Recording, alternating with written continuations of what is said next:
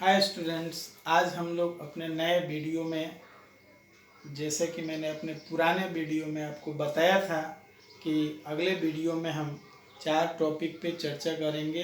उसमें पहला टॉपिक था सोलेनॉइड, दूसरा इलेक्ट्रोमैग्नेट, तीसरा फ्लेमिंग्स लेफ्ट हैंड रूल और फिर मोटर, उसका एप्लीकेशन।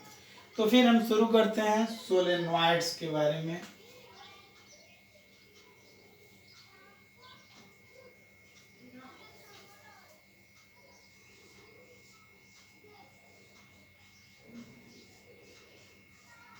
सोलेनॉइड, आज हम लोग इसके बारे में चर्चा करेंगे कि आखिर ये सोलेनॉइड है क्या।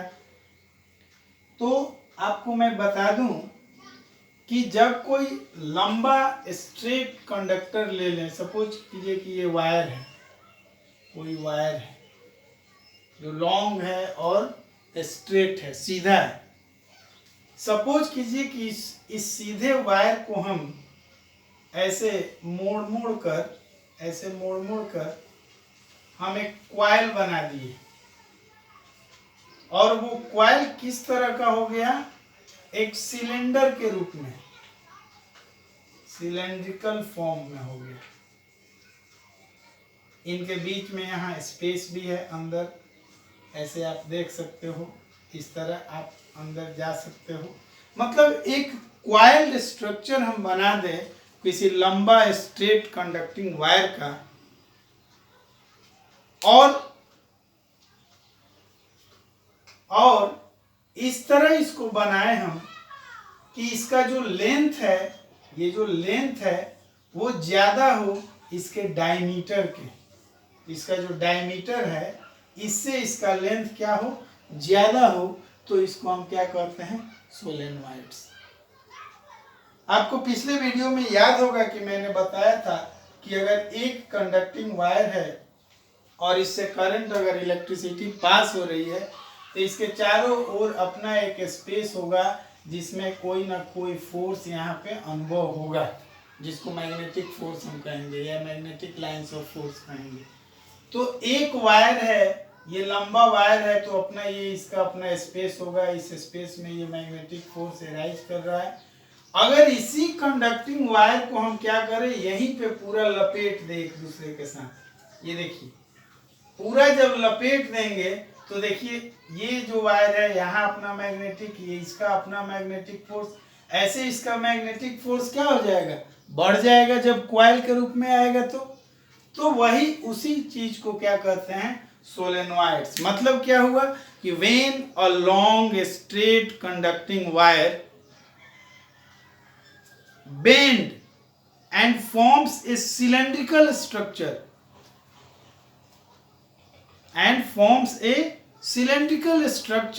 then it is called solenoids. Are you getting my points? यहाँ पे क्या क्लियरिटी मिल रही है कि when a long straight conducting wire is bent and forms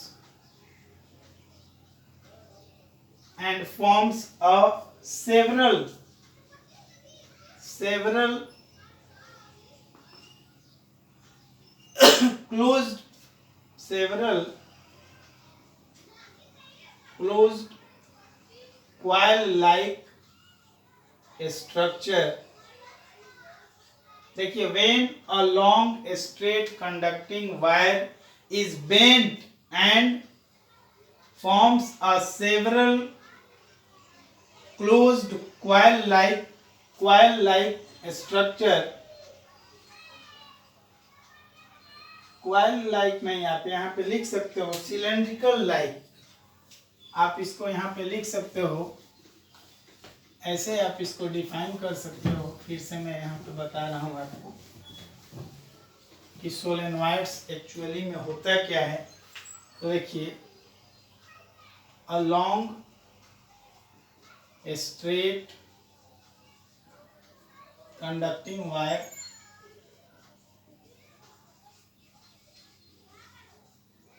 when bent, मतलब जब उसको मोड़ा जाता है, when bent and forms several loop, भी आप लिख सकते हो, loops, forms several loops and looks like as a cylinder, as a cylindrical structure, cylindrical shape भी लिख सकते हो, shape, then it is called solenoid। ये देखिए कितना सिंपल फॉर्म में हम आपको बताएं कि एक लंबा स्ट्रेट कंडक्टिंग वायर है जिसको हमने बेंट किया और बेंट करके सेवरल लूप्स बनाया एंड इस तरह लूप्स बनाया कि वो सिलेंड्रिकल शेप में आ गया, तब उसको हम क्या कहेंगे, सोलेनॉइड्स। दूसरी चीज यहाँ पे आप इसमें लिख सकते हो, क्या चीज, कि its length is always greater than its diameter. देखिए ये दूसरा इसका पॉइंट है कि इसका जो लेंथ होता है वो इसके डायमीटर से क्या होता है, बड़ा होता है। अब इसका अगर आप फिगर बना के समझना चाहते हैं तो हम यहाँ पे फिगर के थ्रू आपको बता सकते हैं। इसको हम मिटा सकते हैं यहाँ पे और आपको मैं बताऊं कि आपने क्या किया था, एक वायर लिया था जिस वायर को आप ऐसे क्वाइल करके बना दिया, ऐसे बना दिए। सपोज कीजिए कि इसको हम इधर से लेके ऐसे हैं, ये वायर था मेरा, अब ये ऐसे डबल लेयर पे आप पूरा बना दीजिए ऐसे ऐसे। ये देखिए एक पॉइंट इधर आ गया, यही लंबा वायर है वो। इसको आप ऐसे भी दिखा सकते हो, ये देखिए यहाँ पे एक बड़ा सा हम ऐसे बना दिए, ऐसे दिखने के लिए आपको।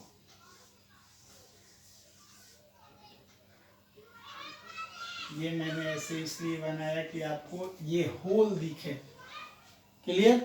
तो ये क्या कहलाया, सोलेनॉइड्स।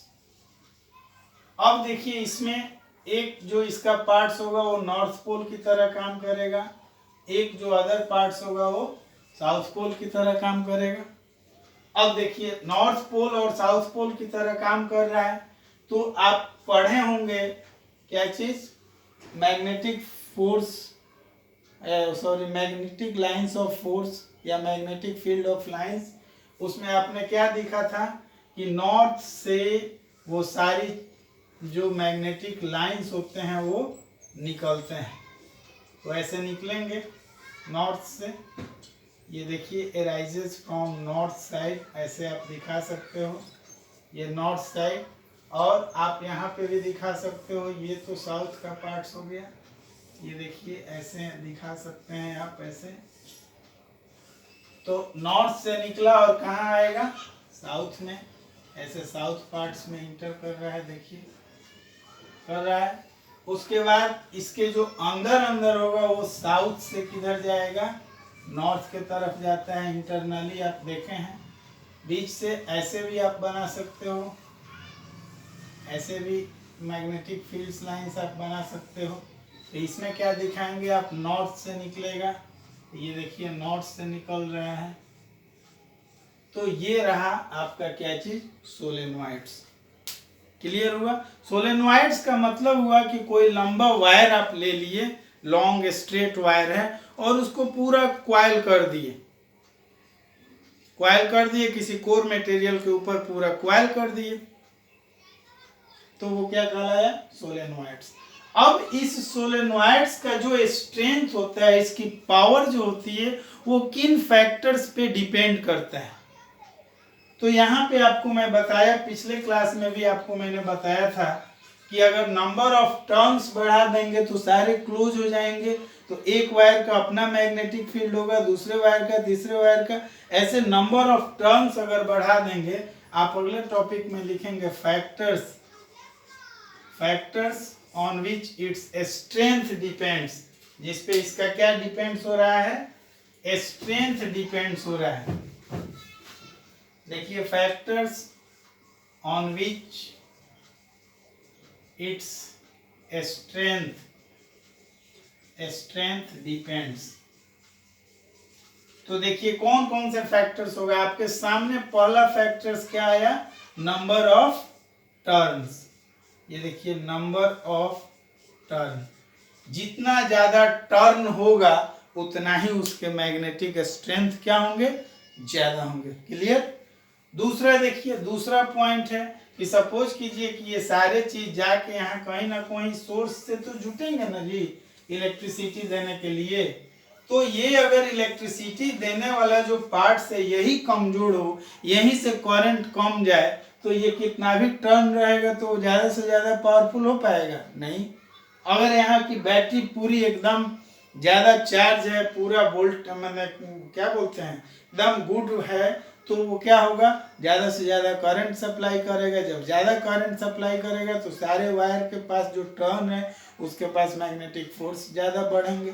तो दूसरा चीज, पहला जो इसका फैक्टर्स हुआ वो आपने यहाँ क्लियर किया कि नंबर ऑफ टर्न्स बढ़ेगा तो मैग्नेटिक स्ट्रेंथ क्या हो जाएंगे, ज्यादा हो जाएंगे। और दूसरा पॉइंट क्या हुआ, वैल्यू ऑफ करंट। ये देखिए जिस सोर्स से करंट आ रही है वहां करंट की क्या स्थिति है। तो करंट अगर ज्यादा रहेगा, अगर स्ट्रेंथ ऑफ करंट ज्यादा रहेगा तो आप समझ जाइए कि वो सोलेनोइड्स की जो मैग्नेटिक पावर होगी, स्ट्रेंथ जो होगा वो क्या होगा, ज्यादा होगा। और तीसरा एक सबसे इंपॉर्टेंट फैक्टर्स होता है, वो मैं आपको बता दूं। तीसरा फैक्टर्स होता है कि कोर मटेरियल। ये कोर मटेरियल क्या है, ये देखिए आपने सोलेनोइड्स के 3 फैक्टर्स देखे। पहला फैक्टर्स हो गया नंबर ऑफ टर्न, जितना ज्यादा टर्न उतना ही मैग्नेटिज्म उसका ज्यादा। दूसरा strength of current, strength of current, current जितना ज्यादा उतना ही ज्यादा वो पावरफुल।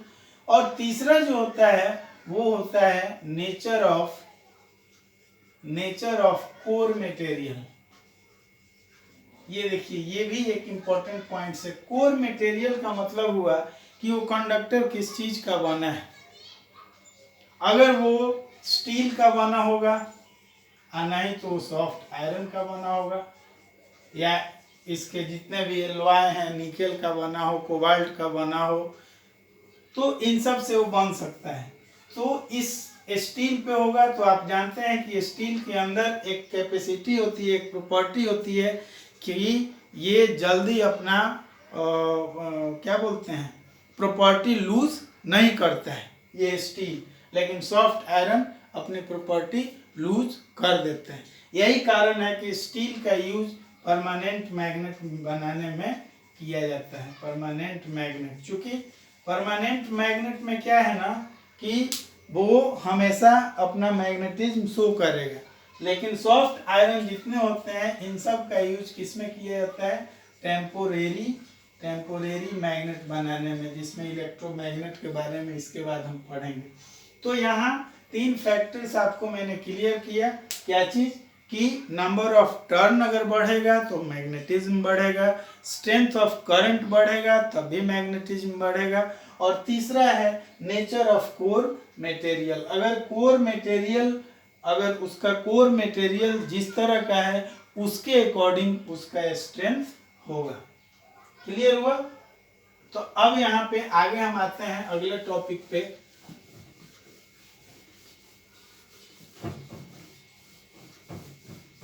सोलेनोइड्स के बाद मेरा अगला टॉपिक जो होगा वो क्या होगा, इलेक्ट्रोमैग्नेट।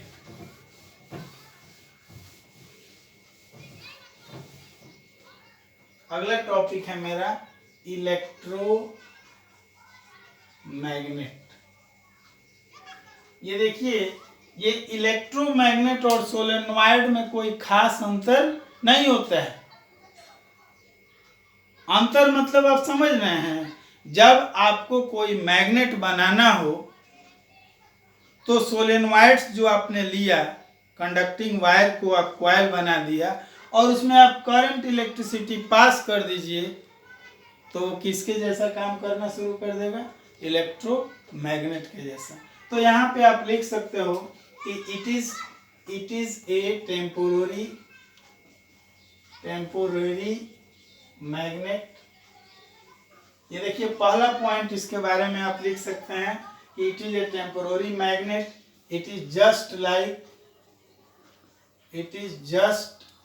Like a solenoid. ये देखिए सोलेनॉइड की तरह ही होता है, ये दूसरा पॉइंट इसमें आपने लिखा। और it has soft iron as a core material. ये देखिए 3 पॉइंट्स आपने इसके बारे में बताया। क्या चीज कि it is a temporary magnet. अगर आपको टेम्पोररी मैग्नेट बनानी है तो आप बना सकते हैं किससे, इलेक्ट्रोमैग्नेट से। दूसरा चीज है it is just like a solenoid की तरह होता है। और इसमें जो कोर मटेरियल होता है वो क्या चीज यूज होता है, सॉफ्ट आयरन यूज होता है। इसका फिगर आप बना सकते हो। सबसे पहला कि ये कोर मटेरियल आप किसका ले लेंगे, सॉफ्ट आयरन का। ये कोर मटेरियल किसका होगा, सॉफ्ट आयरन का। अब इसमें क्या करेंगे कि आप वायर लाएंगे और इसके ऊपर वायर को आप ऐसे ऐसे क्या करेंगे, रैप कर देंगे, लपेट देंगे और ये जाके यहाँ पावर सप्लाई से जुट जाएगा। अब जब ही इसमें पावर जाएगा तो ये किसके जैसा काम करना शुरू कर देगा, मैग्नेट की तरह। तो मैग्नेट की तरह काम करना शुरू किया मतलब वो क्या कहलाया, इलेक्ट्रोमैग्नेट। यहाँ पे सोचने वाली बात क्या है, एक इम्पोर्टेंट पॉइंट्स क्या है कि ये मैग्नेट की तरह काम कब कर रहा है, जब यहाँ से करंट इलेक्ट्रिसिटी पास हो रहा है। अगर वो करंट इलेक्ट्रिसिटी नहीं पास होगा तो ये फिर मैग्नेट की तरह काम नहीं करेगा। समझ में आ रही है ना। तो यहाँ पे यही अंतर है इसमें कि इसमें सॉफ्ट आयरन यूज होता है। दूसरा चीज जब करंट इलेक्ट्रिसिटी इसमें पास होने लगता है तो ये किसके जैसा काम करना शुरू कर देता है, इलेक्ट्रोमैग्नेट की तरह, मैग्नेट की तरह। अब देखिए यहाँ पे जो बात यहाँ पे आ रहा है कि इसमें सॉफ्ट आयरन का यूज कर रहे हैं। अगर इस सॉफ्ट आयरन के जगह स्टील का यूज कर दें हम तो क्या होगा। तो मैं आपको बार बार उस समय से बोल रहा हूं कि स्टील एक ऐसा एलॉय है जो अपना प्रॉपर्टी मतलब मैग्नेटिज्म लूज नहीं करता है, टोटली लूज नहीं करता है। सपोज कीजिए कि आपने यहाँ करंट दिया, सॉफ्ट आयरन है तो ये मैग्नेटिक प्रॉपर्टी दिखाने लगा, करंट खत्म हो गया, प्रॉपर्टी इसकी बंद हो गई। लेकिन यहाँ पे सॉफ्ट आयरन के जगह स्टील इसमें डाल देंगे और तब इसमें करंट देंगे तो ये काम तो करेगा मैग्नेट के जैसा। लेकिन जब यहाँ पे करंट बंद भी हो जाएगा तब भी इसमें मैग्नेटिज्म रहेगा। कोई आदमी छुएगा या कुछ करेगा तो उसको वहाँ पे झटका महसूस होगी, तो डेंजरस हो जाएगा। जैसे मोटर हम लोग देखते हैं तो मोटर में इलेक्ट्रोमैग्नेट लगे रहते हैं तो वहाँ पे सॉफ्ट आयरन लगा रहता है। जब करंट स्विच ऑन करते हैं तो वो अपना काम करना शुरू करता है। तो जब काम करना शुरू करता है और जब ही स्विच ऑफ कीजिएगा तो फिर वो काम करना बंद कर देगा। अब वहाँ पे जो मैग्नेट लगा रहता है इलेक्ट्रोमैग्नेट, वहाँ पे अगर स्टील लगा के मोटर में लगा दें तो आप देख सकते हैं ऑन किए काम किया, ऑफ कीजिएगा उसके बाद भी उसमें मैग्नेटिज्म रहेगा। अगर बाय द वे आप छू दीजिए तो हो गया, वो भी आपको छू देगा तो आप समझते रहिए, छू देगा तो क्या होगा। तो यही चीज अंतर होता है इसमें इलेक्ट्रोमैग्नेट और परमानेंट मैग्नेट में। अब यहाँ पे एक बात मैं आपको बता दूं कि जो परमानेंट मैग्नेट होते हैं, जिसको बार मैग्नेट भी आप कह सकते हो, बार मैग्नेट, और दूसरा यहाँ क्या हुआ इलेक्ट्रोमैग्नेट। तो इन दोनों में अंतर क्या है भाई, सिंपल देखिए। तो बार मैग्नेट क्या होता है, परमानेंट होता है और ये क्या होता है, टेम्पोररी होता है। इसमें जो कोर मटेरियल होंगे वो क्या होंगे, इसके जो कोर मटेरियल होंगे वो क्या होंगे, वो होंगे स्टील। और इसके कोर मटेरियल क्या होंगे, सॉफ्ट आयरन होंगे। इसका जो पावर होता है वो क्या होता है, weak power, having weak power, लेकिन इसका स्ट्रॉन्ग पावर होता है। तो ये सब इसके क्या होते हैं, डिफरेंसेस हो जाते हैं। क्लियर। तो अभी आपने क्या देखा, सोलेनॉइड और इलेक्ट्रोमैग्नेट। अब इन दोनों टॉपिक में क्या होती है कि दोनों में सिमिलरिटीज ही हैं, बस अंतर कहाँ है कि जब आप क्या करते हैं, किसी मैग्नेट को बनाना चाहते हैं, तो जब आप मैग्नेट बनाना चाहेंगे तो क्या करेंगे, आप किसी कंडक्टिंग वायर से इलेक्ट्रिक करंट को पास करेंगे। जब इलेक्ट्रिक करंट को पास करेंगे और उस समय जो कंडक्टिंग वायर है उसमें स्टील का यूज होगा, तो वो क्या बन जाएगा, बार मैग्नेट, माने परमानेंट मैग्नेट। अगर वहां पे सॉफ्ट आयरन का यूज कर देते हैं तो वो क्या बन जाएगा, इलेक्ट्रोमैग्नेट। क्लियर। तो ये चीज रहा आपका बार मैग्नेट और इलेक्ट्रोमैग्नेट के बारे में। अब यहाँ पे हम एक चर्चा करने जा रहे हैं, नेक्स्ट टॉपिक जो मेरा है फ्लेमिंग्स लेफ्ट हैंड रूल। तो उसमें देखिए क्या है, हुआ क्या कि फ्लेमिंग्स लेफ्ट हैंड रूल में जब आप लिखेंगे फ्लेमिंग्स लेफ्ट हैंड रूल,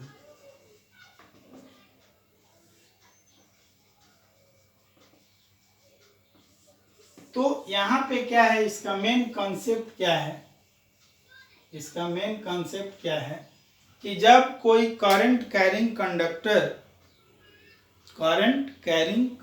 जैसे ये कोई कंडक्टर हो गया, इसमें करंट इलेक्ट्रिसिटी पास हो रहा है, तो जब ये करंट इलेक्ट्रिसिटी पास होगा तो इसके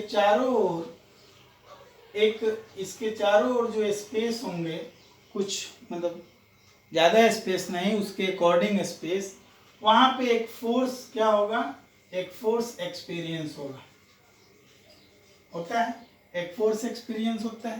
कब, जब इसमें कोई मैग्नेट हम लेके जाएंगे, अगर कोई मैग्नेट हम यहाँ ले जाते हैं तो उस मैग्नेट पे एक फोर्स लगेगा, ठीक है।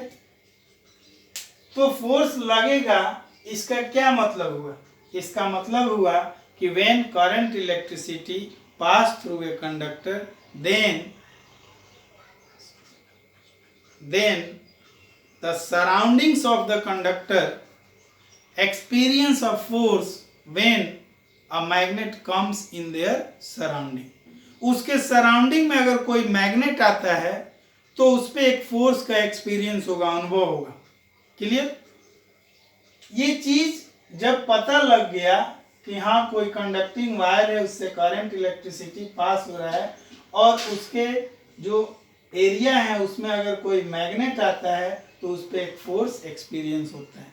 यहीं पे न्यूटन का थर्ड नियम जो आपने देखा होगा कि action and reaction are equal and opposite, तो वहां भी ये चीज बताया गया कि जिस तरह करंट इलेक्ट्रिसिटी जो अपने स्पेस बना के जो फोर्स का एक्सपीरियंस करा रहा है मैग्नेट पे, तो मैग्नेट भी उस पे उतना ही और अपोजिट फोर्स लगाता है।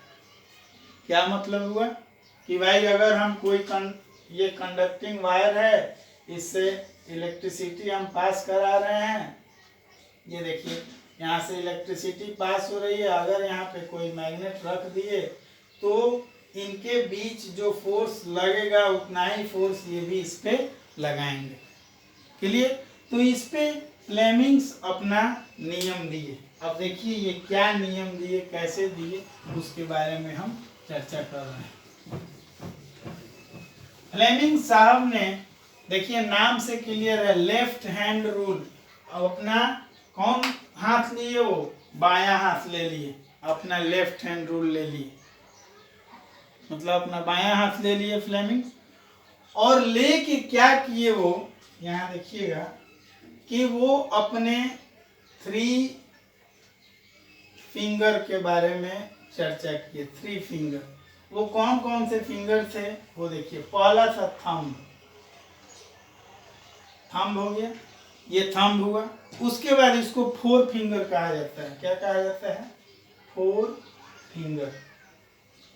और इसको क्या कहा जाता है? इन सब के बीचों बीच है, इनको कहा जाता है मिडिल या सेंट्रल फिंगर, या इसी को मिडिल फिंगर भी आप कह सकते हैं। ये तीन ही फिंगर है, चाहे वो फ्लेमिंग्स का लेफ्ट हैंड रूल हो या राइट हैंड रूल हो, उसमें बस ये तीन ही फिंगर की बात है।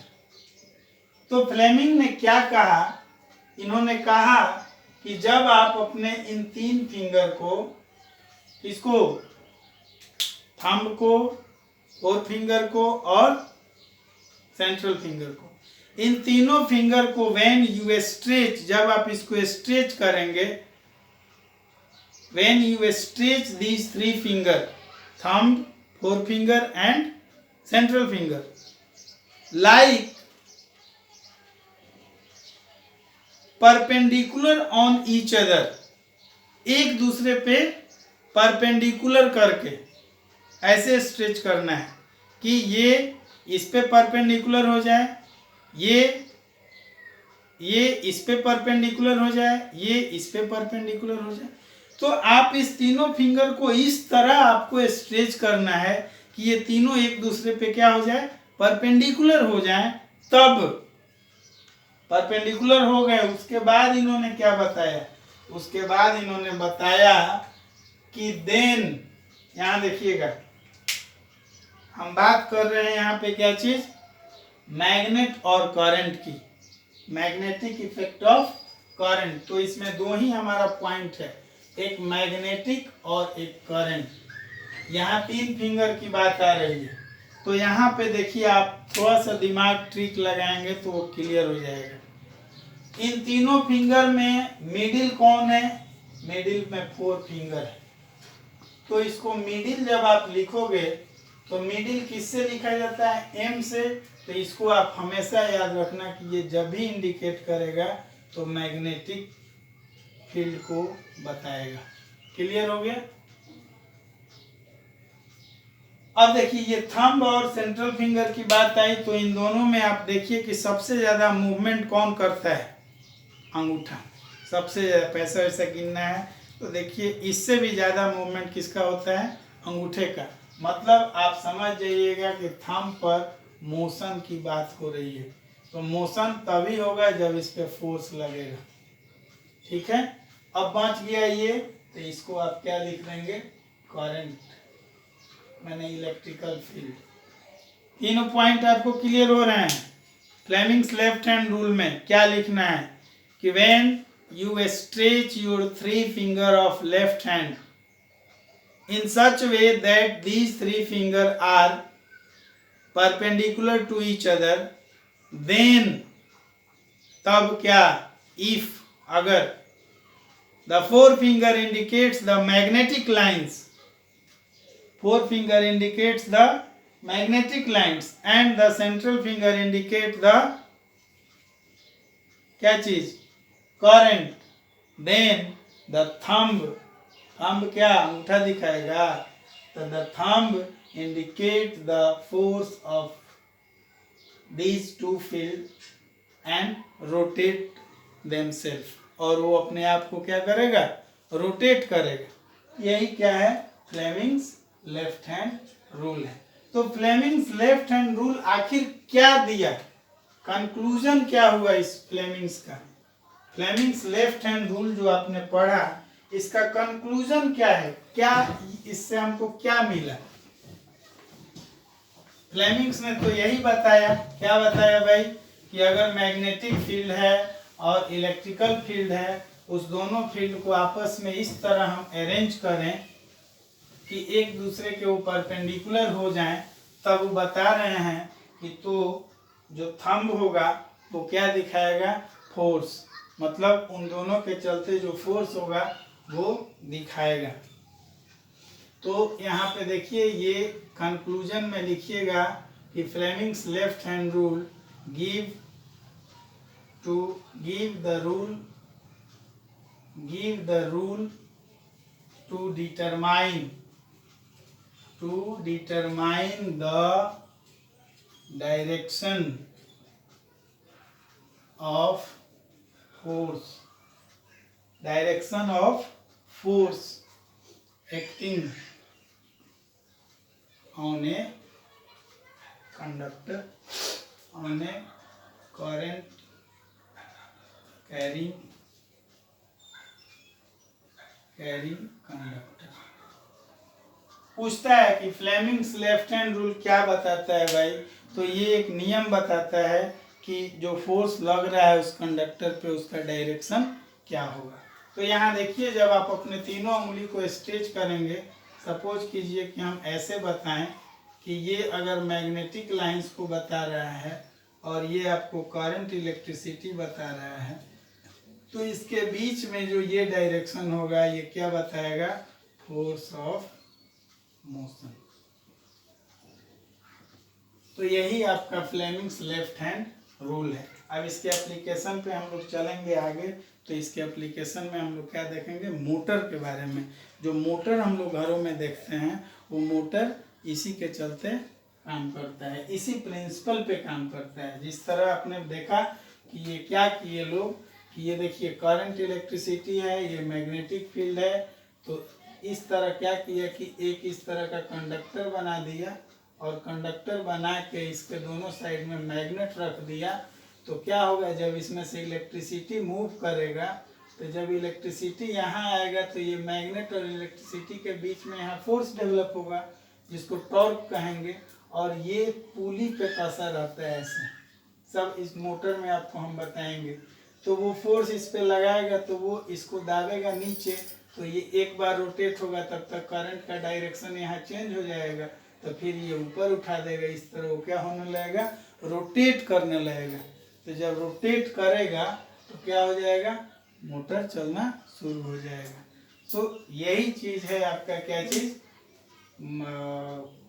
Fleming's left hand rule. अगले वीडियो में हम आपको फ्लेमिंग्स राइट हैंड रूल और मोटर के बारे में बताएंगे। Okay, thank you.